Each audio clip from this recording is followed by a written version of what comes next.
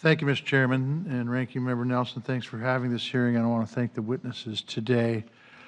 I think we'll start with you, Mr. Watts. Can you tell me why transparency behind who's paying for political ads and issue-based ads is important?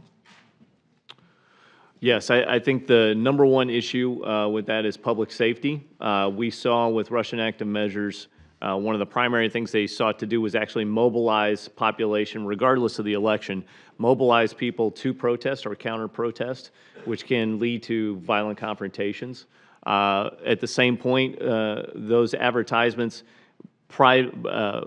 when annotated and noted based on campaign laws, give legitimacy to those advertisements so that the public actually knows what is a real political stance versus a false or manipulated truth or a narrative. They have to stand behind their actions. I think that's important for the public to restore trust and faith in the democratic processes. And could it also have impacts on election results?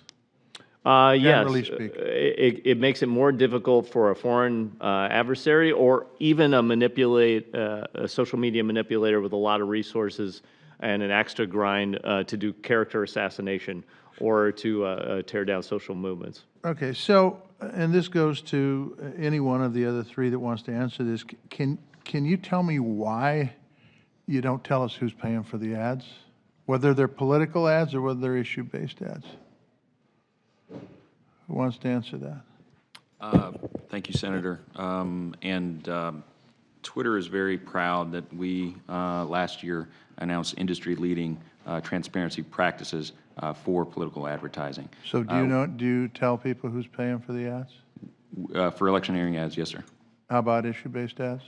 Issue-based ads are a harder nut to crack. It's hard to determine, and we are working with our colleagues, with our peer companies to try to figure out what the right way to address those issues are. Okay, how about the other two? You want to talk about political ads versus issue-based ads, and if you're telling us who's paying for them? We're working to put more transparency into the election-based advertising system and are taking 4 steps in advance of the 2018 midterms. The first is verification. We will require advertisers to identify who they are and where they're from before purchasing advertisements. We'll also launch in-ad disclosures where we notify users of who is running an election-based ad. We'll release a transparency report on election advertising purchased through Google, and we'll also release a creative library to the public where all of those advertisements are made public. And will that release of the transparency report have who's paid for the ads? I believe it will. Yes, sir, Senator. Thank you, Senator.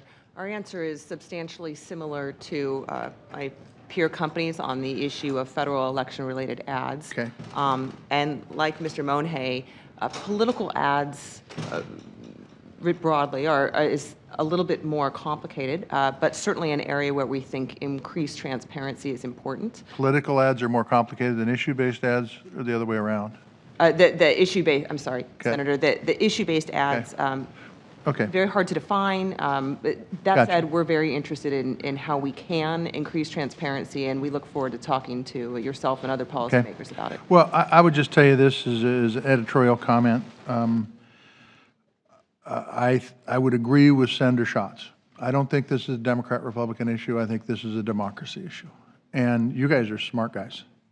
And just about everybody that I read writings of tell me that it's not that difficult, and they're smart people too. And so I would hope that you guys really would put pen to paper, if that's what you do these days, and figure out how you can let people know who's paying for ads. And I think issue-based ads, by the way, are just as important as political-based ads because those fall into the political category. And I would just say that's important. Every one of you said that you did not like the FCC decision on net neutrality that came out a month or 2 ago. During that debate, we had learned that there were bots that dropped comments into the hopper that distorted the whole public comment period. How is that going to be stopped the next time we have a public comment period on a rule that's written by an agency? Anybody want to answer that? And I'm out of time, so make it quick. I'll tell you what, we will not occupy the time of the committee. Give me an answer to that in writing when you go back to your folks. This is a really important issue. I just want to say this is a really important issue from a terrorist standpoint, from all the questions that were asked before. But our democracy is at risk here. We've got to figure out how to get this done and get it done right and get it done very quickly, or we may not have a democracy to have you guys up to hear you out.